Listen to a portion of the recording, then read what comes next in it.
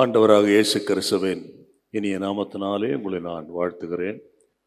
இந்த பிப்ரவரி மாதத்தின் முதல் தேதியிலே நாம் ஆண்டவர் ஆராதிக்க கர்த்தர் கொடுத்த நல்ல வாய்ப்புக்காக கரங்களை உயர்த்தி அல்லேலூயா அல்லேலூயா.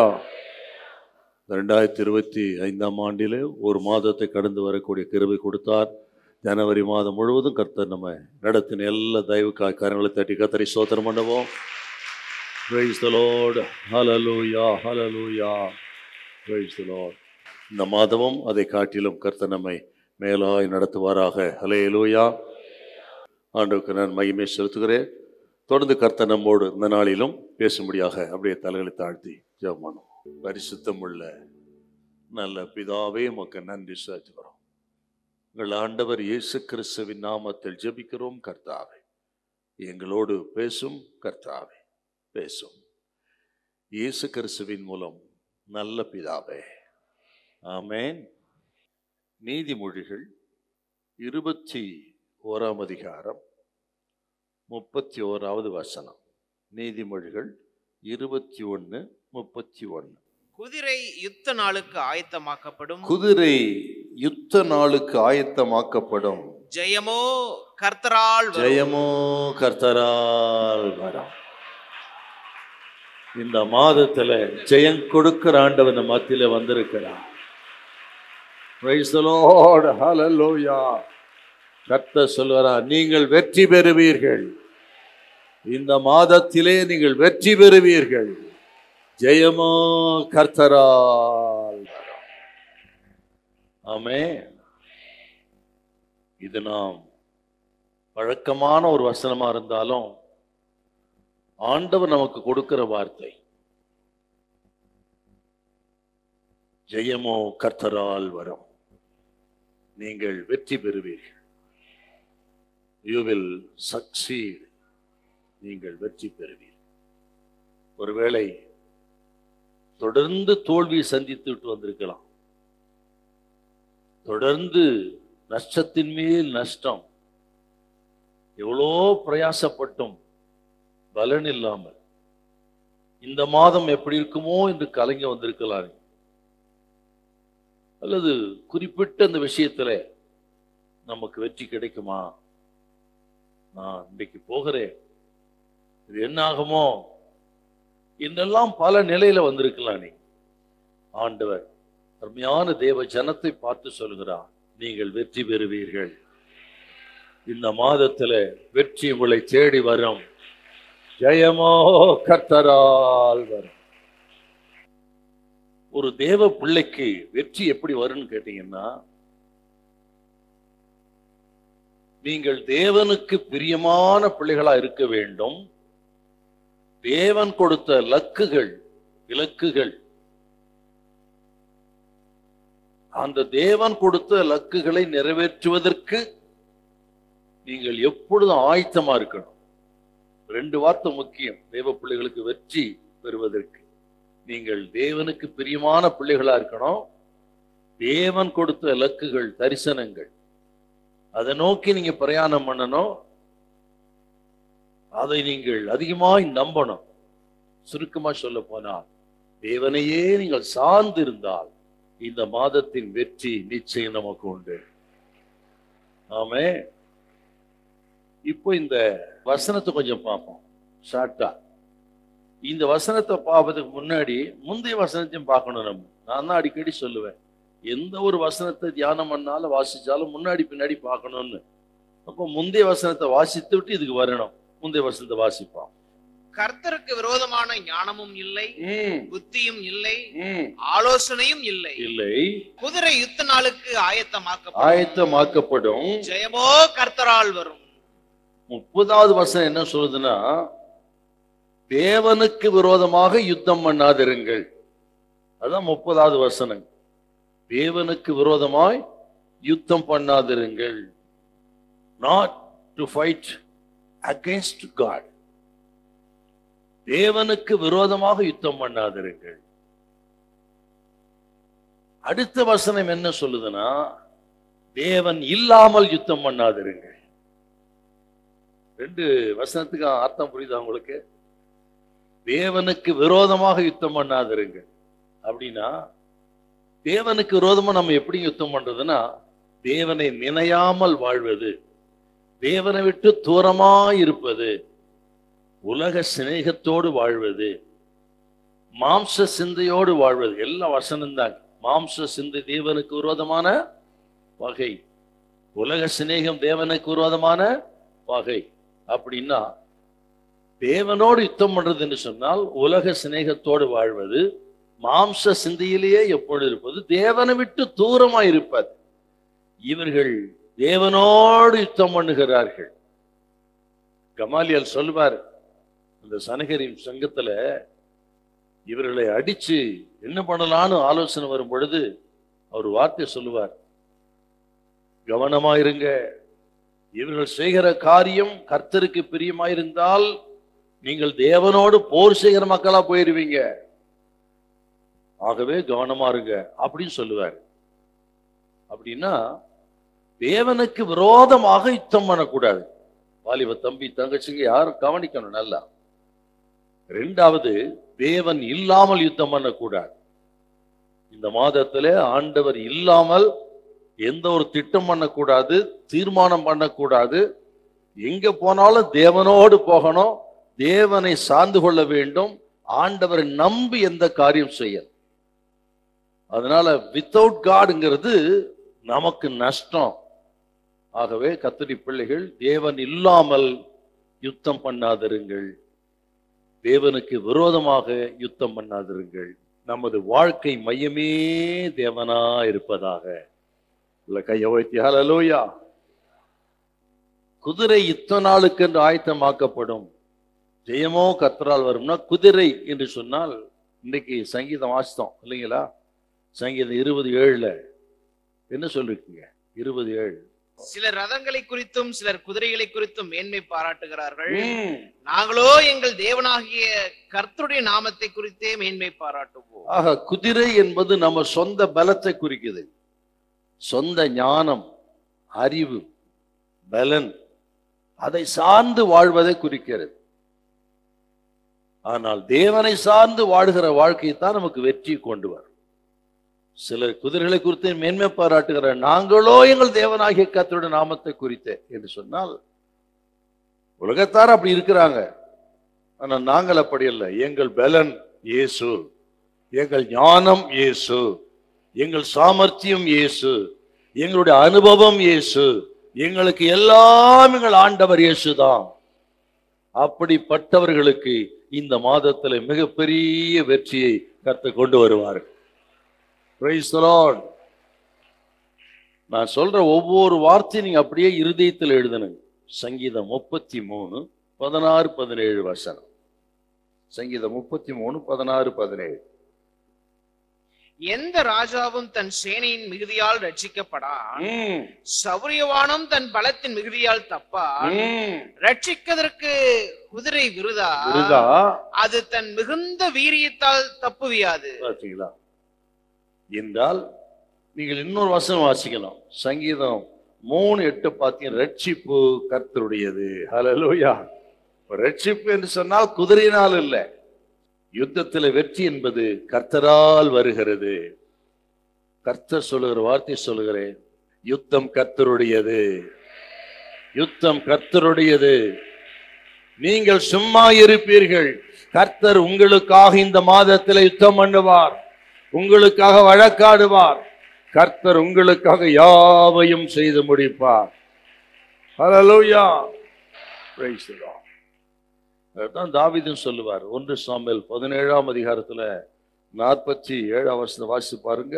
ஸ்தோத்திரம். எங்கள் கர்த்தர் பட்டயத்தினாலும் ஈட்டினாலும் ரட்சிக்கிறார் அல்ல, அப்படி சொல்லிட்டு இன்னொரு வசனத்தை சொல்லுவாருங்க, நான் என் பட்டயத்தை என் வில்லை நம்பேன், என் பட்டயம் என ரட்சிப்பதில்லை.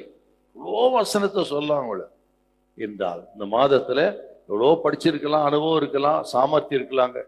எல்லாவற்றை காட்டிலும் ஆண்டவரை நம்புங்கள், ஆண்டவரை மையமாக வைத்து போங்க. எல்லாவற்றுக்கும் ஆண்டவர் மையமா இருக்கட்டும், நீங்கள் வெற்றி பெறுவீர்கள். ஹல்லேலூயா.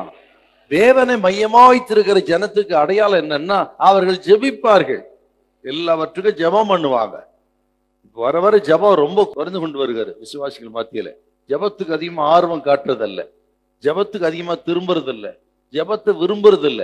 ஆகவே தான் எப்பொழுது இல்லாத அளவுக்கு நஷ்டங்கள், குடும்பத்துல பிரிவினைகள், போராட்டங்கள், காரியங்கள் வாய்க்கிறதில்ல, மாம்சத்தை தாடி உலகத்தை நேடி போறாங்க. காரணம் ஜெபத்தை நாடுவதில்லை என்றால் தேவனை மையமாய் கொண்ட ஜனத்துக்கு அடையாளம் ஜெபம்.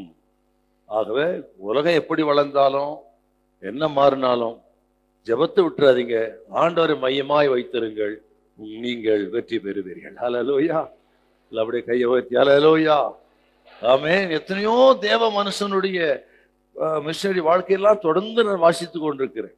எல்லாரும் நீங்க பாத்தீங்கன்னா அத்தனை பேரும் ஜெபத்தை மையமாக வைத்தவர்கள் தான் வெற்றி பெற்றிருக்கிறார். தோல்வி அடைந்த அத்தனை பேரும் கூட நான் பார்த்திருக்கிறேன். ஏராளமானவர்களே தோல்வி அடைந்த காரணமே அவர்கள் ஜெபிக்காததுதான். ஒரு ஊழியக்காரர் இருந்தார், வெளிநாட்டுல ஒரு ஸ்தாபனத்தில் ஊழியம் செய்தார். அவரை கொண்டு போய் ஒரு ஆப்பிரிக்கா காடுகள்ல ஒரு பகுதியில் ஊழியத்துக்கு போட்டார். அவர் போயிட்டு கிட்டத்தட்ட 10 வருஷம் ஊழியம் செஞ்சார். ஒரு நாள் தன்னுடைய தலைவரை சந்திக்க வர்றாரு. தலைவரை பார்த்து சொல்றாரு, ஐயா 10 வருஷமா எவ்வளவோ பிரயாசப்பட்டேன், ஒன்னும் நடக்கல, ஒரு ஆத்மா வரல, எனக்கு வேற இடத்துக்கு கொடுங்கன்னு கேட்கிறாரு. அப்ப யோசிச்சுட்டு ஒரு சின்ன பேப்பர் எடுத்து அப்படியே ஒரு எழுதி சில வார்த்தைகளை எழுதி அவர் கையில கொடுத்து, இதை பாக்கெட்ல வச்சுக்கோங்க, நீங்க வீட்டுல போய் திறந்து பாருங்க அப்படின்னு சொன்னார். சரின்னு ஏதோ பெரிய நான் பேங்க்ல இருந்து உனக்கு பணத்தை மாத்தி விடுறேன் அப்படின்னு எழுதியிருப்பாரு அப்படி நினைச்சுக்கிட்டு ஒரு வேற இடத்துக்கு போடுறேன், டிரான்ஸ்ஃபர் பண்றேன் அப்படின்னு சொல்லுவாரு. பார்த்துட்டு இவர் வீட்டுக்கு போயிட்டு வேகம் போனவர் திறந்து பார்த்தார். திறந்து பார்த்தா கோ அண்ட் டியர்ஸ் அப்படின்னா, கோ அண்ட் டியர்ஸ், போய் முழங்கால் படிட்டு கண்ணீர் விடு அப்படின்னா. அதை எடுத்துக்கொண்டு முழங்கால் படி ஜெபிக்க ஆரம்பித்தார். வித்தின் 6 months 6 மாசத்துல கிட்டத்தட்ட 100 பேர் வந்தாங்க. அல்லேலூயா. பாத்தீங்களா என்று சொன்னார், ஜெபம்தான். ஆகவே ஆண்டவரை நம்புகிற மையமா இருக்கிற பிள்ளைகளுக்கு அடையாளம் ஜெபம். இந்த மாதத்துல ஜெபிங்க, எதுவா இருந்தாலும் ஜெபம் பண்ணுங்க, ஆண்டவர் நிச்சயமா ஒரு அற்புதத்தை செய்வார். அல்லேலூயா. வெற்றி பெற்ற தேவ மனிதர்களும் வெற்றிக்கான காரணம் அப்படின்னு ஷார்ட் ஒரு 3 பேர் பார்க்கலாம் குறிப்பிட்ட நேரத்தில். வெற்றி பெற்ற தேவ மனிதர்களும் வெற்றிக்கான காரணம். இந்த மாதத்திலே நாம் வெற்றி பெறுவதற்கு நாம் என்ன செய்யணும், தேவ மனிதர்கள் என்ன செய்தார் என்பதை சுருக்கமா பார்க்கலாம். முதலாவது யோசேப்பு. காரணம், அவர் ஆயத்தமாயிருந்தார். யோசேப்பு ஆயத்தமாயிருங்கள், அதான் நமக்கு இன்னைக்கு தலைப்பு. யோசேப்பு. ஆதியாகமம் 45 அதிகாரம் 7-8 வசனத்தை வாசிப்போம். 45, 7, 8. பூமியிலே உங்கள் வம்சம் ஒழியாமல் இருக்க உங்களை ஆதரிக்கிறதற்காகவும் பெரிய ரட்சிப்பினால் உங்களை உயிரோடு காப்பதற்காகவும் தேவன் என்னை உங்களுக்கு முன்னமே அனுப்பினார். ஆதலால் நீங்கள் அல்ல, தேவனே என்னை இவ்விடத்துக்கு அனுப்பி என்னை பார்வோனுக்கு தகப்பனாகவும் அவர் குடும்பம் அனைத்திற்கும் கர்த்தனாகவும் எகிப்து தேசம் முழுவதுக்கும் அதிபதியாகவும் வைத்தார். தனது சகோதரர்களை பார்த்து யோசேப்பு சொன்ன வார்த்தை, எகிப்து தேசத்துல அவர்களை ஆதரிக்கும்படி யோசேப்பு விரும்பினார். அவர் எவ்வளவுதான் துரோகம் பண்ணாலும் பக்தன் யோசேப்பு அவர்களை வைத்து ஒரு குடும்பத்தை எல்லாம் பராமரித்தார். அப்படின்னா ஒரு விஷயத்தில் அவர் ரொம்ப தெளிவா இருந்தாருங்க. இங்கே நான் வந்தது ஏதோ என் சகோதரருடைய துரோகம் அல்ல, அல்லது நான் சிறைச்சாலைக்கு போனது ஏதோ அந்த போத்திபாருடைய மனைவி அல்ல, சிறைச்சாலையிலும் உதவி பெற்றவன் கண்டுகொள்ளாமல் நன்றி மறந்தது கூட அவன் தவறு அல்ல. இவை எல்லாவற்றுக்கும் பின்னணியிலே தேவன் இருந்தார். அல்லேலூயா. என்னை குறித்து தேவனுக்கு ஒரு திட்டம் இருந்தது. அந்த திட்டம்தான் செயல்பட்டு இருக்கிறது என்பதுல தெளிவாயிட்டாருங்க அவர். ஆகவேதான் துரோகம் செய்த சகோதரர் வந்தா கூட அவர் சொல்ற வார்த்தை அற்புதமான வார்த்தை. என்னை விடத்தில் வரும்படி விற்று போட்டதினால் நீங்கள் சஞ்சலப்பட வேண்டாம், அது உங்களுக்கு விசனமாயும் இருக்க வேண்டாம், ஜீவரட்சணை செய்யும்படிக்கு தேவன் என்னை உங்களுக்கு முன்னே அனுப்பினார். ஆமே. இந்த வசனத்துல பாருங்க, மையமே தேவன், தேவன் தான் என்னை இங்க கொண்டு வந்தார் என்று கஷ்டத்தின் மத்தியிலும் பாடுகள் மத்தியிலும் கண்ணீரின் மத்தியிலும் தேவனே என் வாழ்க்கையின் மையம் என்று விசுவாசித்து எனக்கு கொடுத்த தரிசனங்களை நிச்சயமாய் ஒரு நாள் நிறைவேற்றுவார் என்று அதற்கென்று ஆயத்தமாயிருந்த பக்தன் யோசேப்பு. ஹல்லேலூயா. நான் உங்களுக்கு சொல்லுகிறேன், தேவ ஜனத்துக்கு ஆண்டவர் நம்மை ஆசீர்வதிப்பது நிச்சயம். ஆனால் நாம் ஆயத்தமா இருக்கணுங்க, அதுதான் ரொம்ப முக்கியம். உண்மையாய் ஆயத்தமா இருக்கணும். அதுதான் யோசேப்பின் வாழ்க்கை. நான் அடிக்கடி சொல்லுது போல, ஆயத்தம் இல்லாமல் வருகிற ஆசீர்வாதம் நமக்கு ஆபத்தை கொண்டு வரும். ஒரு பெரிய ஆசீர்வாதம் என்றால் அதை ஹேண்டில் பண்ணுவதற்கு நீங்கள் ஆயத்தம் வேணும் உங்களுக்கு.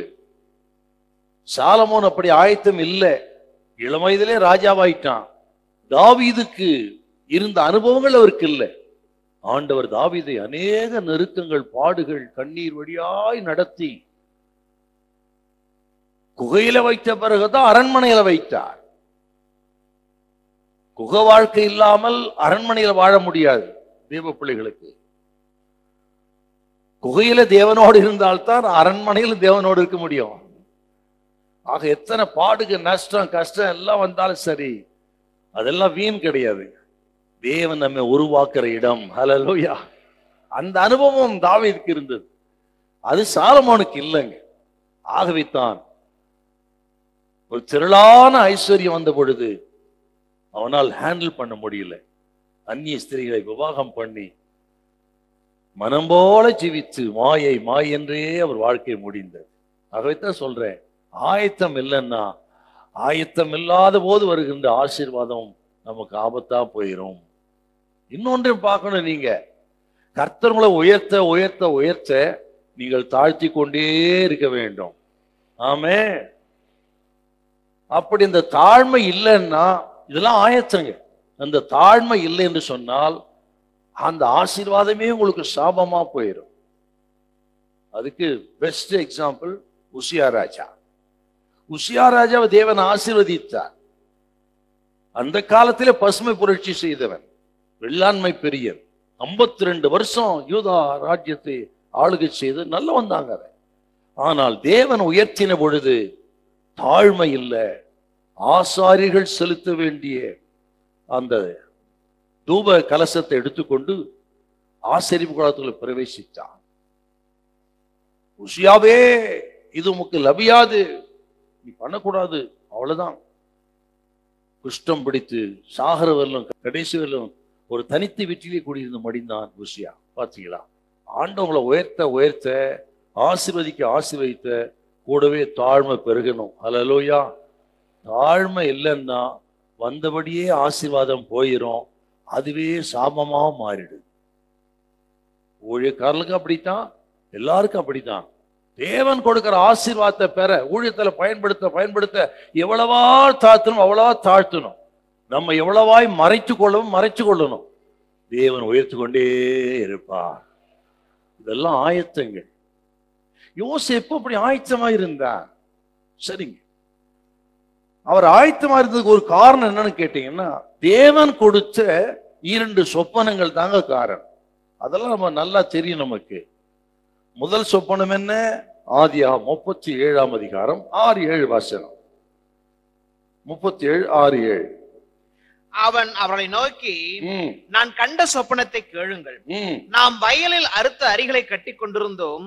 அப்பொழுது என்னுடைய அரிக்கட்டு நிமிர்ந்தது, உங்கள் அரிக்கட்டுகள் என் அரிக்கட்டை சுற்றி வணங்கி நின்றது என்றார். அப்படின்னு ஒரு சொப்பனங்க. இந்த சொப்பனத்துல பாத்தீங்கன்னா, இவர் ஒரு மேய்ப்பன் இல்லையா? யாக்கோபின் குமாரன், இடையன், மேய்ப்பன். ஆனால் மேய்ப்பனை குறித்து இங்க ஒண்ணு சொல்லல பாரு. நீ பல லட்ச ஆடுகளுக்கு மந்தைக்கு நீ மேய்ப்பனாவாய், அப்படிலாம் ஒண்ணு சொல்லலுங்க. தானியத்தை குறித்து, கோதுமையை குறித்து, அறுவடை குறித்து, அரிக்கட்டுகளை குறித்து தரிசனம் என்று சொன்னால், யோசேப்பே நீ இதே இடத்துல மேய்ப்பனாகவே இருக்க போறதில்ல, நீ தானியங்களை சேகரிக்கிற ஒரு தலைவனாய் இருப்பாய் அப்படின்னு தரிசனங்க. எகிப்து தேசத்துக்கு பிறந்த மந்திரியாகி தானியங்கள் எல்லாம் 7 வருஷத்துல சேகரித்து வைத்து பஞ்ச காலத்துல உலகத்தையே போஷித்தவன். இதுக்கான சொப்பனங்க. அடுத்த சொப்பனத்தை வாசிங்க. அடுத்த சொப்பனம் பாருங்க, 9வது வசனம். அவன் வேறொரு சொப்பனம் கண்டு தன் சகோதரரை நோக்கி நான் இன்னும் ஒரு சொப்பனத்தை கண்டு சூரியனும் சந்திரனும் 11 நட்சத்திரங்களும் என்னை வணங்கினது என்றார். இங்கேயும் பாத்தீங்கன்னா மெய்ப்பனை குறித்து அல்லது தன்னுடைய தகப்பனை போல ஆடுகளை மேய்க்கிற ஒரு கூடாரத்தை குறித்து அதான் ஒண்ணும் இல்லை. நட்சத்திரங்களும் சூரியனும் வணங்குவது போல என்று சொன்னால், முதல்ல காண்பிக்கப்பட்டது தானியங்களை சேகரிப்பது போல. இந்த சொப்பனத்தின் அர்த்தம் தானியத்தை கொடுத்து ஆதரிக்கிற அதிகாரம் படைத்தவன் என்பதின் அடையாளங்கள். இது ஆரம்பத்தில் சொப்பனமா கொடுத்துட்டாரு. நான் உங்களுக்கு சொல்லுகிறேன், ஆண்டவர் சில சொப்பனங்களை தரிசனம் கொடுப்பாரு. இப்போ உங்களுக்கு விளங்காது. அதை மனதில் வைத்து நீங்கள் அது நிறைவேறன்னு காத்திருந்து ஆயத்தமா இருங்க. ஏற்ற நேரத்துல அது நிறைவேறும். தேவன் உங்களை உயர்த்துவார். ஹல்லேலூயா, ஆமென். அப்ப புரியல அவர் யோசேப்புக்கு. ஆனால் இதனுடைய சாராம்சம் மட்டும் அவருக்கு தெரியுது. தேவன் என்னை உயர்த்துவார், என் சகோதரர்கள் எல்லாம் என் தயவை நாடி வருவார்கள் என்பது மட்டும் அவருக்கு தெரியும். ஆகவே இந்த தரிசனம் நிறைவேறுகிற வரை தான் ஆயத்தமாகவே இருந்தார்கள் இல்லையா? குழியில் போட்ட பொழுதும் தேவனை விட்டு விடவில்லை. எடுத்து இஸ்மவேலை விற்று போட்ட பொழுதும் தேவனை விட்டு விடவில்லை. போத்திபார் வீட்டிலே 30 வெள்ளிக்காசுக்கு விற்று போட்ட பொழுதும், ஏன் 30 சொன்னா 20 தான் வித்தாங்க. அவங்க வாங்கணும் கொண்டு போய் விற்கிறான்னு சொன்னா அடுத்தவனுக்கு 10 காசு அதிகம் வச்சுதான் விற்பான். ஆகவே இயேசு கிறிஸ்துவுக்கு நிழலாட்டமானவர்கள் சொல்லுவார்கள். ஆக 30 வெள்ளிக்காசுக்கு வித்து போட்டார்கள். அங்கேயும் உண்மையா இருந்தார். அவர் தேவனை சார்ந்து இருந்தார். அந்த வீட்டுல நல்லாதான் வேலை செஞ்சாரு. ஆனா வீண்பழி சுமத்தி செயலுக்கு வந்த பிறகும் அவர் தேவனை மையமாக வைத்து உண்மையாகத்தான் இருந்தார். அவர் அங்கே ஒரு சொப்பனம் கண்டு இன்னொருத்தான் அதுக்கு அர்த்தத்தை சொல்றாரு. நீ வாழ்ந்திருக்கும் பொழுது என்னை நினைத்துக்கொள். அவன் மறந்தே போயிட்டான். ஆகிலும் தேவனை விட்டு விடவில்லை. ஆண்டவர் உயர்த்துகிற அந்த நிமிஷம் வரையிலும், இன்னும் சொல்லுகிறேன், உயர்த்துகிற நேரம் வந்து விட்டு ராஜாவை கூப்பிட்டு சொப்பனத்துக்கு அர்த்தத்தை கேட்கும் பொழுது அர்த்தத்தை சொன்னதோடு மட்டுமல்ல, இந்த மங்களகரமான நடக்க போற சம்பவத்தை தேவனே சொல்லி இருக்கிறார் உனக்கு என்று. எல்லா இடங்களிலும் தேவன் தேவன் தேவன். குழியிலும் தேவன், அடிமை வீட்டிலும் தேவன், சிறைச்சாலையிலும் தேவன், உதவி பெற்றவன் உதவி செய்ய போனான அந்த ஏமாற்றப்பட்ட நிலைமையிலும் தேவன். எல்லாம் தேவன். தேவனே மையமாயிருந்தார். காரணம், ஒரு நாள் தேவன் என்னை உயர்த்துவார், என் தரிசனம் நிறைவேறும் என்று ஆயத்தமாயிருந்தாருங்க. ஒரு நாள் தரிசனம் நிறைவேறிட்டு எகிப்து தேசத்துக்கு அதிபதியானார். அநேகர் தன் குடும்பத்தாரையும் ஆதரிக்கிற ஒரு ரட்சகனாக தேவன் மாற்றினார். கர்த்தர் இன்னைக்கு சொல்றார், பிப்ரவரி மாதம் 1 தேதியில, ஸ்தோத்திரம், தேவன் உங்களுக்கு கொடுத்த தரிசனங்கள், திட்டங்கள், தீர்மானங்கள் ஏற்ற காலத்தில் நிச்சயமாய் நிறைவேறும். ஆனால் தேவனே உங்கள் மையமா இருக்கணும். நிறைவேற்றுவார். நீங்க ஆயத்தமா இருங்க. இந்த மாதத்துல கர்த்தர் அந்த அற்புதத்தை செய்வார். நீங்கள் வெற்றி பெறுவீர்கள். ஹல்லேலூயா, ஆமென். நம்புறீங்களா? இல்ல கையை உயர்த்தி ஹல்லேலூயா. சில ஆண்டவர் நல்ல இந்த தரிசனங்களை கொடுக்கிறாருங்க, வெளிப்பாடுகளை கொடு. ஏன் நிறைவேறது இல்லைன்னா அதற்கு ஆயத்தமா இருக்கிறது இல்லை. அவ்வளவுதாங்க. ஆயத்தப்படுறது இல்லை. தேவனை உயர்த்துவார், என்னை ஆசீர்வதிப்பார் அப்படி விசுவாசித்து ஆயத்தமா இருக்கணும். எதுல ஆயத்தம்? நான் சொன்ன மாதிரி எல்லா இடங்களும் உண்மையா இருந்தாருங்க. நீங்கள் வசனத்தை வாசிக்கிறதுக்கு நேரம் இல்லை. நீங்க எல்லாம் தெரிஞ்ச விஷயம் தானே. 39ஆம் அதிகாரம் நீங்கள் 3வது வாசிக்க பார்க்கலாம். 39:3. கர்த்தர் அவனோடு இருக்கிறார் என்றும் அவன் செய்கிற யாவையும் கர்த்தர் வாய்க்க பண்ணுகிறார் என்றும் அவன் எஜமான் கண்டு கர்த்தர் அவனோடு இருக்கிறார் என்று புறஜாதி மனுஷன் பார்க்கறாங்க. அவன் தொட்டதெல்லாம் துறங்குகிறது. அப்பதான் அவன் யோசிக்கிறான், தேவன் இந்த மனிதனோடு இல்லாவிட்டால் இதெல்லாம் நடக்காது. தேவன் யோசேப்போடு இருக்கிறார். பாத்தீங்களா, எல்லா விஷயம் அப்படித்தாங்க. ஜெயில போட்டாங்க. அங்க ஒரு வார்த்தை வருது பாருங்க. நீங்கள் 39ஆம் அதிகாரம் 21 இருந்து வாசிங்க. 21, 22. கர்த்தரோ யோசேப்போடு இருந்து அவன் மேல் கிருபை வைத்து சிறைச்சாலை தலைவனுடைய தயவு அவனுக்கு கிடைக்கும்படி செய்தார். சிறைச்சாலை தலைவன் சிறைச்சாலையில் வைக்கப்பட்ட யாவரையும் யோசேப்பின் கையிலே ஒப்புவித்தான். அங்கே அவர்கள் செய்வது எல்லாவற்றையும் யோசேப்பு செய்வித்தார். 23. கர்த்தர் அவனோடு இருந்தபடியினாலும் எதை செய்தானோ அதை கர்த்தர் வாய்க்க பண்ணினபடியானாலும் எதை செய்தானோ எல்லாவற்றையும் கர்த்தர் வாய்க்க பண்ணினார். அவன் வசமாயிருந்த யாதொன்றையும் குறித்து சிறைச்சாலை தலைவன் விசாரிக்கவில்லை. சிறையிலும் செழிப்பு, போத்திபார் வீட்டிலும் செழிப்பு, எங்க வச்சாலும் வெற்றி வெற்றி வெற்றி வெற்றி. காரணம், தேவன் யோசேப்போடு இருந்தார். நான் விசுவாசிக்கிறேன், இந்த பிப்ரவரி மாதத்துல நான் ரொம்ப விசுவாசிக்கிறேன், நீங்கள் கைவிட்டு செய்கிற காரியங்களிலே தேவன் உங்களோடு இருப்பார். அதை அநேகர் காண்பார்கள் இந்த மாதத்துல. ஹல்லேலூயா, ஹல்லேலூயா. அது நெருக்கத்தின் மத்தியிலும் சரி, பாடுகள் மத்தியிலும் சரி, தேவன் உங்களோடு இருப்பதை அநேகர் காண்பார்கள். நெருக்கம் பாடுகள் வந்தாதான் தேவன் இல்லைன்னு உலகம் சொல்லும்.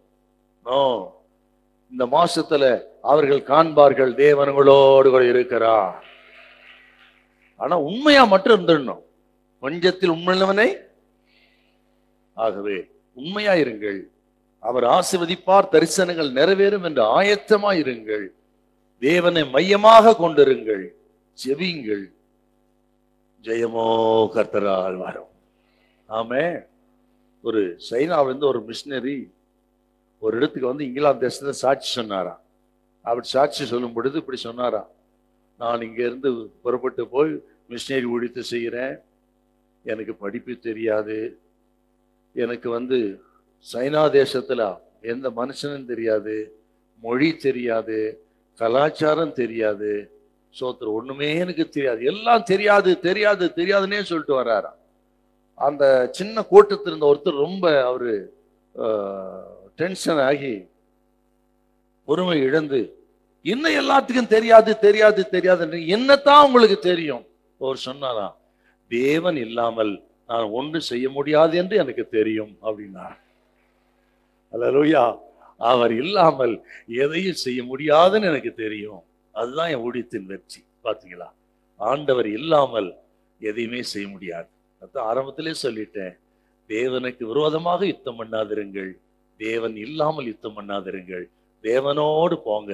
இந்த மாதம் உங்களுக்கு ஆசீர்வாதமா இருக்கு. ஹல்லேலூயா. பாடுவே பரவசமாகுவே பரந்தோடும் இல்லாலே, பாடுவே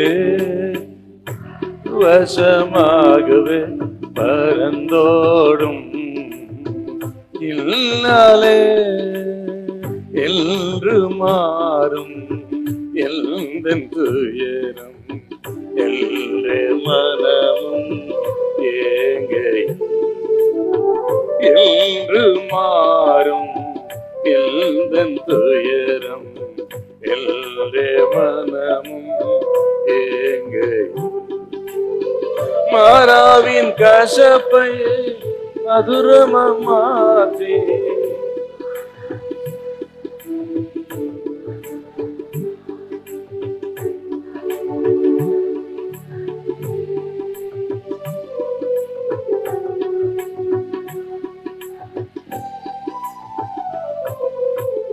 பாடுவே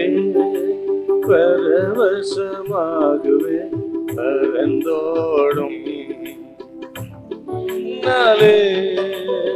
பாடுவே பரவசமாகுவே பரந்தோடும் இல்லாலே. இரண்டாவது, மோசே ஆண்டவரை நம்புங்கள். மோசே பார்க்கும் பொழுது வெற்றிக்கான காரணம் ஆண்டவரை நம்புங்கள். Trust God. எபிரேயர் 11:27. எபிரேயர் 11:27. விசுவாசத்தினாலே அவன் அதரிசனமானவரை தரிசிக்கிறது போல உறுதியா இருந்து ராஜாவின் கோபத்துக்கு பயப்படாமல் எகிப்தை விட்டு போனான். விசுவாசத்தினாலே மோசே அதரிசனமானவரை தரிசிக்கிறது போல உறுதியாயிருந்தார். யோசேப்புக்கும் மோசஸுக்கும் என்ன வித்தியாசம் கேட்டீங்கன்னா, மிகப்பெரிய வித்தியாசம் இருக்குது. யோசேப்பு ஒரு நாளும் தேவனை முகமுகமாய் தரிசித்ததாக வேதம் சொல்லப்படலை. யோசேப்பு தேவனோடு முகமுகமாய் பேசினார்னு சொல்லப்படலை. ஆனால் மோசே தேவனோடு முகமுகமாய் பேசினார், தரிசித்தார். இது ஆண்டவரே சொல்றாரு. இதான் ரெண்டு பேருக்கு பெரிய வித்தியாசம். யோசேப்பு ஆண்டவரை முகமுகமா பார்த்ததாகவோ முகமுகமா பேசுனதாகவும் சொல்லப்படல. ஒரு நண்பனோடு பேசுவது போல சொல்லப்படல. ஆனால் அந்த சிலாக்கியம் மோசேக்கு இருந்தது. யாத்திராகமம் 33:11, என்னாகமம் 12:8 கொஞ்சம் வாசிங்க. யாத்திராகமம் 33:11, என்னாகமம் 12:8. ஒருவன் தன் சிநேகிதனோடு பேசுவது போல கர்த்தர் மோசேயோட முகமுகமாய் பேசினார். பாத்தீங்களா? என்னாகமம் 12:8. ஆண்டவரே சொல்லுவார், அத நான் அவனுடன் மறைபொருளாக அல்ல முகமுகமாகவும் பிரத்யட்சமாகவும் பேசுகிறேன். பாத்தீங்களா? அப்படி விசேஷித்த குணம் மோசேக்கு, விசேஷித்த தகுதி. அப்புறம் யோசேப்பு 17 வயதிலே தேவ திட்டத்தை நிறைவேற்றும்படி தேவனால் பிடிக்கப்பட்டு எகிப்துக்கு அனுப்பப்பட்டார், சின்ன வயசுலேயே. ஆனால் மோசே முதிர்ந்த காலத்தில் 80வது வயதிலே தான் ஆண்டவருடைய ஊழியத்தை செய்யும்படி அழைப்பு பெற்றார். ஆண்டவர் சீனாய் மலை அண்டையிலே மோசையை அழைக்கும் போது வயசு 80. ஆனால் யோசேப்பு சின்ன வயசுல அழைக்கப்பட்டார். அப்புறம் இன்னொரு விஷயம் என்னன்னா, யோசேப்பு பஞ்ச காலத்திலே முழு தேசத்துக்கும் உலகத்துக்கும் அவர்களை ஆதரிக்கிறவராக இருந்தார். மோசே யாருன்னு கேட்டீங்கன்னா, 20 லட்சத்துக்கு அதிகமான ஜனத்தை எகிப்தை விட்டு வெளியே கொண்டது. யோசேப்பு எகிப்துக்கு உள்ளே, மோசே எகிப்தை விட்டு வெளியே கொண்டு வந்து ஜனங்களை 40 வருஷம் வனாந்தரத்தில் நடத்தி வாக்குத்தத்தம் பண்ணப்பட்ட கானான் தேசத்துக்கு கொடுக்க வைத்தார். இப்படி நிறைய 2 பேருக்கு வித்தியாசம் இருக்கு. 2 பேரையுமே தேவனே பயன்படுத்தினார். அழைப்பில் வித்தியாசம், பயன்படுத்துவதில் வித்தியாசம், ஆண்டவரை தரிசிப்பதிலே வித்தியாசம், இன்று பல வித்தியாசங்கள் இருந்தது. ஆனால் 2 பேருமே வெற்றி பெற்றவர்கள், 2 பேருமே தேவனால் பயன்படுத்தப்பட்டவர்கள். அப்படின்னா கர்த்தர் உங்களுக்கு என்ன சொல்றார் இந்த மாதத்தில்னா, உங்களுடைய அழைப்பு வித்தியாசமா இருக்கும், இன்னொருக்கு வித்தியாசமா இருக்கலாம். ஆக அவருக்கு நடந்தது போல உங்களுக்கு நடக்கலன்னு வருத்தப்படக்கூடாது. அவருக்கு நடந்தது போல எனக்கும் நடக்குன்னு எதிர்பார்த்து ஏமாந்து விடக்கூடாது. உங்க அழைப்பு வேற, அடுத்தவர் அழைப்பு வேற. உங்கள் ஆசீர்வாதங்கள் வேற, அவர்கள் ஆசீர்வாதங்கள் வேற. உங்களை ஆண்டவர் நடத்துகிற விதம் வேற, அவர் நடத்துகிற விதம் வேற. அடுத்தவரை பார்த்து அப்படி உங்களுக்கு நடக்கலன்னு நீங்க சோர்ந்து போகாதீங்க. உங்களை நடத்துகிற தேவன் அற்புதமாய் நடத்துவார், விசேஷமாய் நடத்துவார். கர்த்தர் உங்களை கைவிட மாட்டார். இந்த மாதம் விசேஷமாய் நடத்துவார் உங்களை. கர்த்தர் உங்களை கைவிட மாட்டார். யோசேப்பை நடத்தினவர் மோசேயை நடத்தினார், மோசேயை நடத்தினவர் யோசுவாவை நடத்தினார். அவருடைய பாதை வித்தியாசமானது, அழைப்பு வித்தியாசமானது. அடுத்தவரை பார்த்து சோர்ந்து போயிடாதீங்க. வெற்றிக்கு இது ரொம்ப அவசியம். அடுத்தவரை பார்த்தீங்கன்னா நீங்க முன்னேறவே மாட்டீங்க, முறுமுறுக்கத்தான் செய்வீங்க. மத்தேயு சுவிசேஷம் 20ஆம் அதிகாரத்துல ஆண்டவர் வந்து ஒரு உண்மை சொன்னாரு. 11ஆம் மணி நேரத்துக்கு வேலைக்கு வந்தவர்களும் முந்தி வேலைக்கு வந்தவர்கள் 2 பேரா பிரிக்கிறார். 11ஆம் மணி நேரத்தில் வேலைக்கு வந்தவர்களுக்கும் ஒரே கூலி, அவர்களுக்கும் ஒரே கூலி. வந்து கேட்கிறாங்க, எங்களை அவர்களுக்கு சமமாக்கினீரே, அவர்கள் பிந்தி வந்தவர்கள். ராஜா சொல்றாரு, நான் அவர்களுக்கு தயால புறவா இருக்கும் போது நீங்க ஏன் வன்கண்ணனா இருக்கீங்க? உங்க வேலையை பார்த்துட்டு போங்க, மைண்ட் யுவர் பிசினஸ் அப்படின்ட்டு அனுப்புறாருங்க. என்ன ஏன் அவங்க அடுத்தவனை பார்க்கறதுனால எஜமானே முறுமுறுக்காம பாருங்க. அவங்க வேலையெல்லாம் வேலை செய்யறது மட்டும் இல்ல, இந்த 11ஆம் நேரத்துக்கு வந்து அவனையா பார்த்துட்டு இருக்கிறான். கூலி வாங்கும் பொழுது அவனை தான் அவன் பார்க்கிறான். அடுத்தவனை பார்த்ததினால்தான் அவர்கள் எஜமான முறுமுறுத்தாங்க. ஆகவே தான் சொல்றேன், அடுத்தவங்களை பார்க்காதீங்க. தேவன் மேல் முறுமுறுப்பு தான் வரும் உங்களுக்கு. அவர்கள் பாதை வேற, உங்க பாதை வேற. எஜமான் சொல்றாரு பாருங்க, நான் நியாயமான கூலி கொடுக்கிற தயாள பிரபு, இந்த மாதத்துல உங்களுக்கு நியாயமான கூலி கொடுப்பார். கர்த்தர் உங்களுக்கு தயாள பிரபுவா இருப்பார். யாருக்கும் கீழே உங்களை வச்சிட மாட்டார். யாருக்கும் நீங்க தோற்று போக மாட்டீங்க, அவமானப்பட்டு போக மாட்டீங்க. அவர் தயாள பிரபு. தன் தானிய கிடங்கை திறந்து, களஞ்சியத்தை திறந்து இந்த மாதத்துல தாராளமா கொடுப்பார். உங்கள் களஞ்சியங்கள் பூரணமாய் நிரம்பும், உங்கள் கூடை பூரணமாய் நிரம்பும். அவர் தாராள பிரபு. இயேசு இங்க வந்திருக்கிறார். தாராளமாய் படி அளக்கிற எஜமான இங்க வந்திருக்கிறார். இந்த மாதத்தில் நீங்கள் குறைபட்டு போக மாட்டீங்க, குன்றி போக மாட்டீங்க.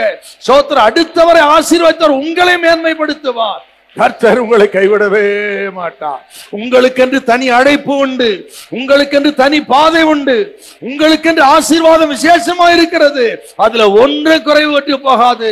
நல்ல ஞானத்தை கொடுப்பார், அறிவை கொடுப்பார், சாமர்த்தியத்தை கொடுப்பார்.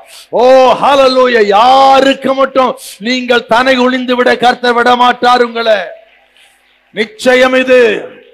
ஓ எல்லா கண்களுக்கும் தலைகளை தேவன் உயர்த்துவார். மாதத்துல நீங்கள் வெற்றி பெறுவீர்கள். ஹல்லேலூயா. ஆமென். மோசே தன்னுடைய கடந்த காலத்தை திரும்பி பார்த்திருந்தார்னா என்ன ஆயிருக்குன்னு நினைக்கிறீங்க? திரும்பி பார்த்திருந்தா அவர் தண்ணீரிலே வீசப்பட்ட ஒரு குழந்தை இல்லையா? பார்வோன் மன்னனால் நதியில போடப்பட்டார். பிறகு எடுத்து வித்தியாசமான இடத்திலே சிறுவனாய் இருந்த பொழுது வித்தியாசமான இடத்துல உருவாக்கப்பட்டார். பார்வோன் அரண்மனையிலே வாலிபனான பொழுது ஒருவனை கொலை செய்தார், கொலைகாரனானார்.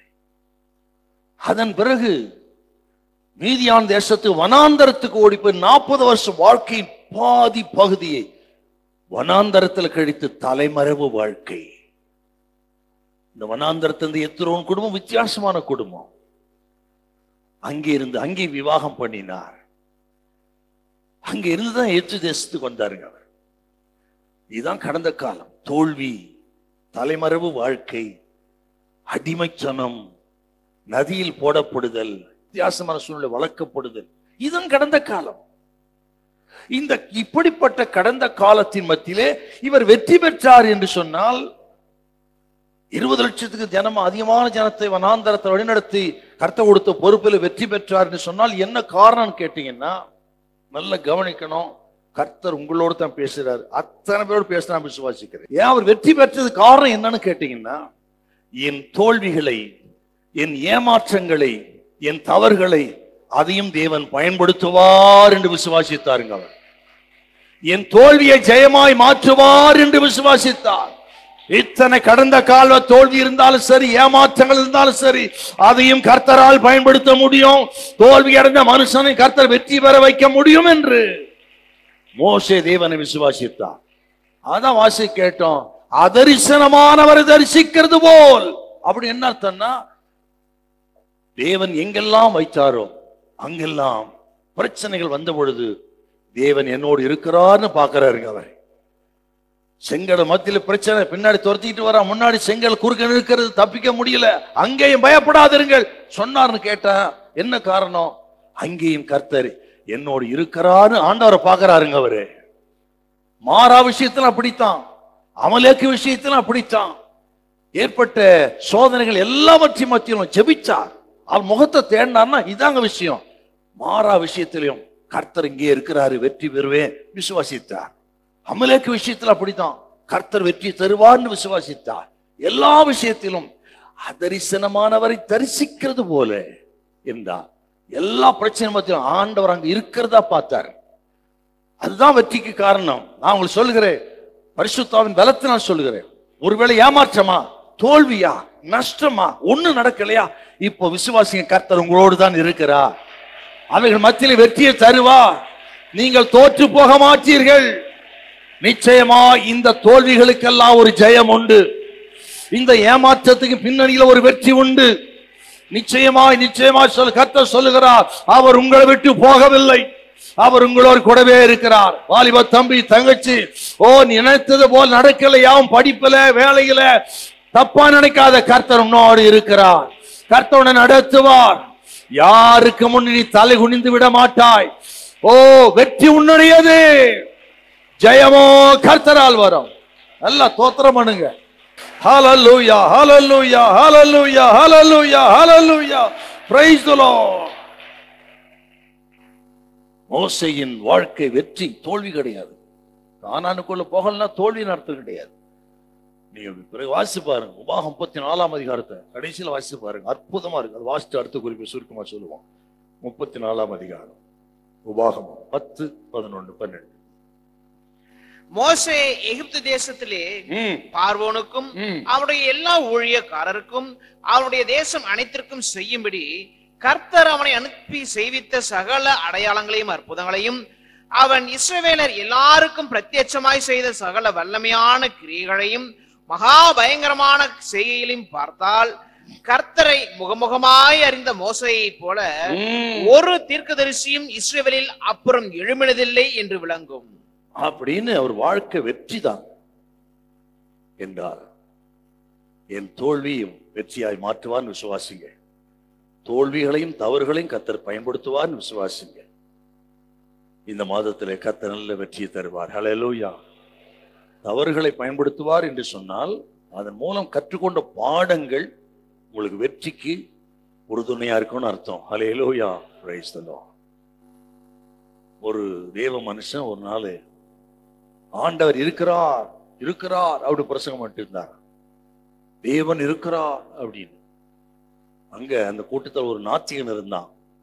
அந்த நாத்திகன் சொன்னான, அவரை பார்த்து, எங்க இருக்கிறாரு சொல்லு அப்படின்னா. இவர் கேட்டார உடனே, அவர் எங்கே இல்லைன்னு நீ எனக்கு சொல்லு காட்டுன்னா.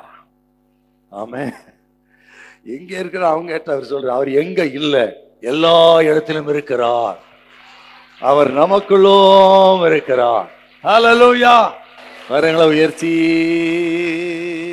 உம்மோடு இருப்பதுதான் என் உள்ளத்தில் வாஞ்சையா, உம் சித்தம் செய்வதுதான் இதயத்தின் ஏக்கமையா. ஏசையா. ஆமென்.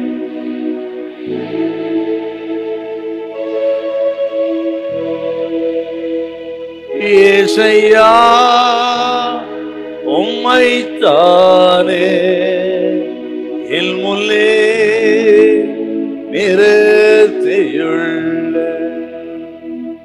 மூன்றாவது பேதுரு. புதிய ஏற்பாட்டில் ஒருத்தர் பார்ப்போம். பேதுரு. அவர் மூலம் கற்றுக்கொள்வது தேவனிடத்துக்கு திரும்புங்கள். Turn to God. Trust God பார்த்த மோசே விஷயத்துல இங்க turn to God, தேவனிடத்துக்கு திரும்புங்கள். மத்தேயு சுவிசேஷம் 26:75. மத்தேயு 26:75. அப்பொழுது பேதுரு, சேவல் கூவுகிறதற்கு முன்னே நீ என்னை 3 தரம் மறுதலிப்பாய் என்று இயேசு தன்னிடத்தில் சொன்ன வசனத்தை நினைத்துக் கொண்டு வெளியே போய் மனங்கசந்து அழுதான். பேதுரு ஒரு வெற்றி பெற்ற மீனவர், அதுல சந்தேகமே கிடையாது. மீன் பிடிக்கிற தொழில் மிகவும் வெற்றி பெற்றவர், சக்சஸ்ஃபுல் ஃபிஷர்மேன். ஆண்டவர் ஊழியத்துக்கு அழைத்த பொழுதும் அந்த வெற்றி தொடர்ந்தது. எப்படின்னு கேட்டீங்கன்னா, கடல் மேல் ஒருத்தர் நடந்தாருன்னா உலகத்திலேயே அது பேதுரு மட்டும்தான். ஹல்லேலூயா. ஆமென். கடல் மேல் நடந்த அப்போஸ்தலர். வேற அப்போஸ்தலருக்கெல்லாம் அந்த அனுபவம் கிடையாதுங்க. இயேசு கிறிஸ்துவின் அந்த இன்னர் சர்க்கிள், அந்த இன்னர் சர்க்கிளிலே இருந்தவர் பேதுரு, யோவான், யாக்கோபுன்னு பார்க்கிறோம். மறுரூப மலையிலே மத்தேயு 17ஆம் அதிகாரம் 1 வசனம். அப்புறம் யவீரு வீட்டிலே உயிரோடு எழுப்புவதற்கு போகும் பொழுதும் அவள் மகளே, அங்கேயும் பேதுரு, யோவான், யாக்கோபைத்தான் அப்படின்னு நம்ம மார்க்கு சுவிசேஷம் 5:17-18 பார்க்கிறோம். கெத்செமனே தோட்டத்துக்கு அழைத்து கொண்டு போனதுல 3 பேரை உள்ள அழைச்சிட்டு போறாருங்க. அது பேதுரு, யோவான், யாக்கோபு. அது மத்தேயு 26:37 பார்க்கிறோம். இப்படி இயேசு கிறிஸ்துவின் அந்த உள் வட்டத்துக்குள், அந்த நெருங்கின வட்டத்துக்குள், இன்ன சர்க்கிளில் இருந்தவர் பேதுரு. அதுவும் ஒரு பெரிய வெற்றிங்கவர். அது மட்டுமல்ல, ஜனங்கள் என்னை யார் என்று சொல்கிறார்கள் கேட்கிறார். தீர்க்கதரிசின்னு சொல்லுகிறார்கள், யோவான்னு சொல்றாங்க, எலிசான்னு சொல்றாங்க. அப்படின்னப்போ நீங்கள் என்ன யார் என்று சொல்லுகிறீர்கள்? உடனே சொன்னப்ப நீ தேவனுடைய கிறிஸ்து என்று சொல்லி ஆண்டவரால் புகழப்பட்டவர் அவர். இப்படி அவர் மீனவராயிருந்த பொழுது வெற்றி, ஊழியத்துக்கு வந்த வெற்றி மேல் வெற்றி. பிறகு அவர் தோல்வியும் அடைந்தார். அதே கடல் மேல் நடந்தார், அதே கடல்ல விழுந்தார். அதன் பிறகு பாருங்க, ஆண்டவராலேயே கடிந்து கொள்ளப்படுகிறார். அதே மத்தேயு 16ஆம் அதிகாரம் 33-34 எனக்கு பின்னாக போ சாத்தானே அப்படின்னு சொல்ற அளவுக்கு வந்துட்டார். கெத்செமனே தோட்டத்துல மல்குசின் காதை வெற்றினார். அர்ப்பணிக்க வேண்டியவர் அடிக்கிறார்.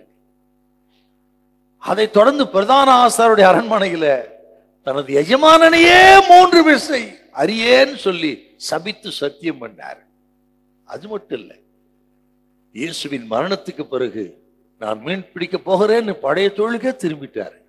இப்படி அத்தனை தோல்விகள், வெற்றி பெற்றவர் இத்தனை தோல்விகளை சந்தித்தார். ஆனால் இதோட அவர் கதை முடியல, மறுபடியும் வெற்றி பெற்றார் அவர். அதுதான் என்ன ரீசன் நம்ம பார்க்க போறோம்ப்பா. மறுபடியும் எப்படி வெற்றி பெற்றார்? அப்போஸ்தலர் நடவடிக்கைகளை வாசிங்கன்னா எல்லாம் நமக்கு தெரிஞ்ச வசனங்கள் தான். அப்போஸ்தலர் 2:41 4:4 வாசி பாருங்க. 3000 பேர் ரட்சிக்கப்பட்டார் பிரசங்கத்துல. 4வது வசனம் 4:4 5000 பேர் ரட்சிக்கப்பட்டார். 8000 பேர் ரட்சிக்கப்பட்டார்கள். எத்தனை பெரிய வெற்றிங்க! அப்படியே நீங்க தொடர்ந்து பார்த்துட்டு வந்து பாருங்க. ஐனேயா என்கிற மனுஷன் சப்பானியா இருந்தான். அவன் அற்புத சுகம் பெற்றான் இவன் ஊழியத்துல. அலங்கார வாசலுக்கு முன்பாக அலங்கோலமான ஒரு மனுஷன் சப்பானி கிடந்தான். அவன் கையை பிடித்து தூக்கி நிறுத்தினார், அவனும் சுகம் பெற்றான். செத்தே போனால் தொற்காள், அவளை உயிரோடு எழுப்பினார். இன்று வெற்றி மேல் வெற்றி. எல்லாவற்றை காட்டிலும் அவர் நிழல் படாதா என்று மக்கள் காத்திருந்து நிழலுக்காக வியாதியஸ்த வைத்தார்கள், அவர்களும் சுவஸ்தமானார்கள். நீங்கள் அப்போஸ் 5:15 மட்டும் கொஞ்சம் வாசிங்க. 5:15 பிணியாளிகளை படுக்கைகளின் மேலும் கட்டிலைகள் மேலும் கிடத்தி பேதுரு நடந்து போகையில் அவனுடைய நிழலாயிலும் அவர்களில் சிலர் மேல் படும்படிக்கு அவர்களை வெளியே வீதிகளில் கொண்டு வந்து வைத்தார்கள். அவர்கள் எல்லாம் சுவஸ்தமானார்கள். இத்தனை தோல்விகளை கண்ட ஒரு மனுஷனுடைய நிழல் பட்டு அநேக சுவஸ்தமானார்கள். நிழல் எப்படிங்க உருவாகும்? சூரியன் இருந்தாதான் நிழல் உருவாகும். அப்ப அந்த சூரிய வெளிச்சம் தான் இவர் மேல பட்டு இவர் நிழல் விடுகிறது. அந்த நிழல் சுவஸ்தமாகிறார் என்றால் சூரியன் என்றால் இயேசு கிறிஸ்துவை குறிக்கிறது. ஆக இயேசுவால் தான் இவருக்கு வாழ்வு, இயேசுவால் தான் இவர் வெற்றி, இயேசுவால் தான் அற்புத அடையாளங்கள் என்று அங்கேயும் பார்த்தால் யோசேப்பு வாழ்க்கையில் பார்த்தது போல, மோசேயின் வாழ்க்கையில் பார்த்தது போல, பேதுரு வாழ்க்கையில இயேசுவே அவருக்கு எல்லாமா இருந்தார். ஒண்ணு. இரண்டாவது, இத்தனை அற்புதத்து நடந்து வெற்றி பெற்றது காரணம் மத்தேயு 26:75 தான். அவர் மறுதலித்து உண்மைதான், ஆனால் வெளியே போய் மனம் கசந்து அழுதார். மனம் கசந்து அழுதார். அதான் சொன்ன டர்ன் டு காட். அவரைத்தான் தேவன் கருத்தில் எடுத்தார். அதன் பிறகுதான் 8000 பேர் ரட்சிப்பு. சப்பானிகள் சொஸ்தமானார்கள், நிழல் பட்டும் அநேக வியாதி சொஸ்தமானார்கள். எல்லாம் வெற்றி காரணம் தேவனிடத்துக்கு திரும்பினார். இன்றைக்கு ஆண்டவர் சொல்லுகிறார், தேவ ஜனமே, கடந்த வருஷங்களில் கடந்த மாதங்களிலே ஏற்பட்ட தோல்விகளை ஆண்டவர் அந்த நஷ்டங்களை லாபமாய் மாற்ற வெற்றியை கொடுக்க வேண்டும் என்று சொன்னார். தேவனிடத்துக்கு திரும்புங்கள். இந்த நாள் தேவனிடத்துக்கு திரும்புகிற ஒரு நாள். தேவனே, இயேசுவே என்னை மன்னியும் என்று சொல்லி ஒரு டோட்டல் சரண்டர் பண்ணுங்க இன்னைக்கு. சோத்திரம். உங்க தோல்வி எல்லாம் வெற்றியாய் மாறும். நல்ல கையை உயர்த்தி ஹல்லேலூயா. நான் ரொம்ப விசுவாசிக்க வாலிப தம்பி தங்கச்சி கர்த்தர் பார்த்து சொல்றாரு, உங்களை பார்த்து இன்றைக்கு பலிபீடத்துக்கு வாருங்கள், சிலுவைக்கு வாருங்கள், சோத்திரம், ஆண்டவரை தேடி வாருங்கள், எல்லாவற்றை ரத்தத்தால் கழுவி சுத்தம் பண்ணி மறுபடியும் தூக்கி எடுப்பார் என்று ஒரு நம்பிக்கை கர்த்தர் கொடுக்கிறார். உங்கள் காரியங்கள் வெற்றியா இருக்கும், பயப்படாதிருங்கள். சோத்திரம். போகிற இடங்கள் வாய்க்கும். ஹல்லேலூயா. தேவன் இல்லாமல் நீங்கள் வெற்றி பெறவே முடியாது. அததான் முதல்ல அற்புதத்திலும் பார்த்தார் அவர். லூக்கா 5ஆம் அதிகாரத்துல ராமுழுத பிரயாசப்பட்டோம் ஒன்றாகப்படவில்லை, வார்த்தையின்படியே வலையை போடுகிறேன். ஆண்டவர் வார்த்தையின்படி வலையை போட்ட போது 2 படகு நிரம்பத்தக்கதா. அப்புறம் அகைன் மறுபடியும் பாருங்க 21 யோவான் 21 அங்கேயும் வெறுமை. பிறகுதான் ஆண்டவர் வலது பக்கம் வலையை போடுன்னு சொல்ல போட்டு 153 பெரிய மீன்களை பிடித்தார். 2 என்ன சொல்லுதுன்னா, நான் இல்லாமல் உன்னால ஒன்னும் செய்ய முடியாது, நான் இருந்தாதான் உனக்கு வெற்றி. பேதுருவே, நான் உன்னோடு இருக்கும் பொழுதுதான் வெற்றி. கர்த்தர் உங்களுக்கு சொல்லுகிறார், தேவன் இல்லாமல் யுத்தத்துக்கு போகாதிருங்கள், தேவனுக்கு விரோதமா யுத்தம் பண்ணாதிருங்கள், தேவனோடு புறப்பட்டு போங்கள், இயேசுவோடு புறப்பட்டு போங்கள், இயேசுவே மையமா இருக்கட்டும். ஸ்தோத்திரம். உங்க படகை 2 படகு நிறைய நிரப்ப கர்த்தர் வல்லவர். இந்த மாதம் 2 மடங்கு ஆசீர்வாதம் வரும். விசுவாசித்தா தோத்திரம் பண்ணுங்க. ஊழியத்திலும் சரி, எல்லா விஷயங்களிலும் 2 மடங்கு கர்த்தர் ஆசீர்வதிப்பார். ஹல்லேலூயா. நல்ல கைத்தறி தோத்திரம் பண்ணுங்க. நீங்கள் வெற்றி பெறுவீர்கள், உங்கள் காரியம் ஜெயமா இருக்கும். ஹல்லேலூயா. அதிகாலையில் திருமுகம் தேடி அர்ப்பணித்தேன் என்னையே, ஆராதனை துதி ஸ்தோத்திரங்கள் அப்பனே உமக்கு தந்தே. அன்பு நேசரே, திருமுகம் தேடி அர்ப்பணித்தேன் இல்லையே, ஆராதனை துதி ஸ்தோத்திரங்கள் அப்பனே உமக்கு தந்தே. ஆராதனை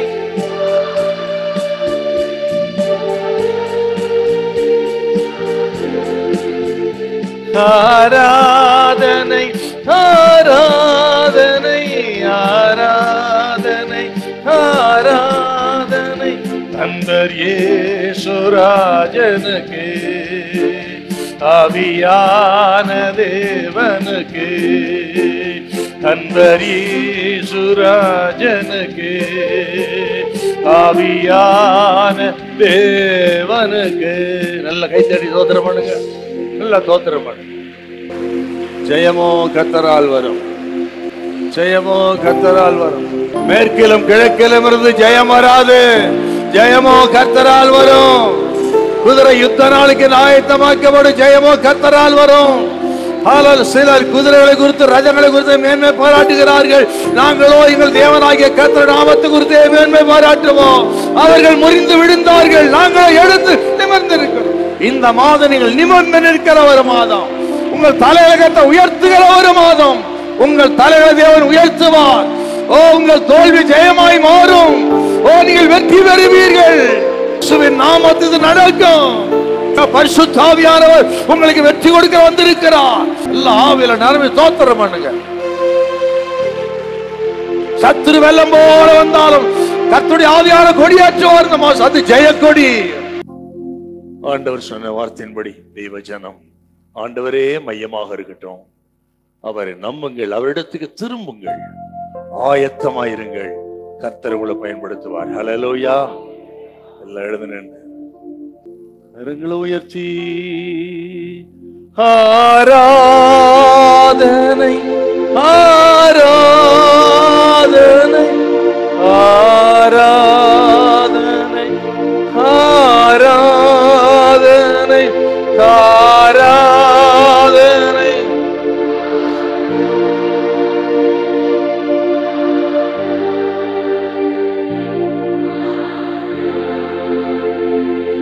அன்பர் இயேசுராஜனுக்கு,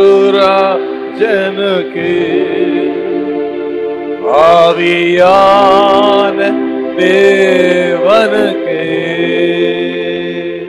இந்த மாதத்தை ஆண்டவருக்கு அர்ப்பணித்து கைத்தடி தோத்திரம் பண்ணுங்க. Praise the Lord. Hallelujah. சோதரம் சோதரம் சோதரம் சோதரம் சோதரம். நமது எல்லா வரவு செலவுகளை தேவன் பொருட்படுத்திக் கொண்டார். தோத்திரம் பண்ணுவோம். சோதரம் சோதரம் சோதரம். வேலை, வருமானங்கள், ஊழியங்களில் வெற்றி. தோத்திரம் பண்ணுவோம். நீங்கள் போகிற காரியங்கள் வாய்க்கும். தோத்திரம் பண்ணுவோம். ஊழியத்தில் வெற்றி. தோத்திரம் பண்ணுவோம். குடும்ப உறவுகளில் சமாதானம் உண்டாயிருக்கும். தோத்திரம் பண்ணுவோம். நீண்ட நாள் ஜெபம் கேட்கப்படும். சோத்திரம் பண்ணுவோம். உங்க விசுவாசத்துக்கு கனம் பண்ணுவோம். சோத்திரம் பண்ணுவோம். ஜெயமோ கர்த்தரால் வரும். பரிசுத்தமுள்ள நல்ல பிதாவே, உமக்கு நன்றி செலுத்துகிறோம். இந்த பிப்ரவரி மாதம் உமது பிள்ளைகளுக்கு வெற்றியின் மாதமாய் மாறட்டும் சுவாமி. நீர் வெற்றியை கொடுத்ததுக்காக உமக்கு ஸ்தோத்திரம் கர்த்தாவே.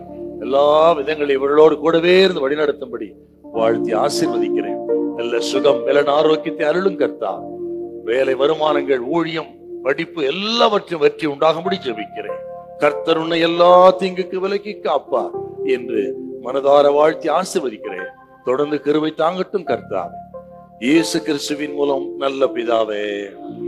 என் ஆத்துமாவே கர்த்தரை ஸ்தோத்திரி.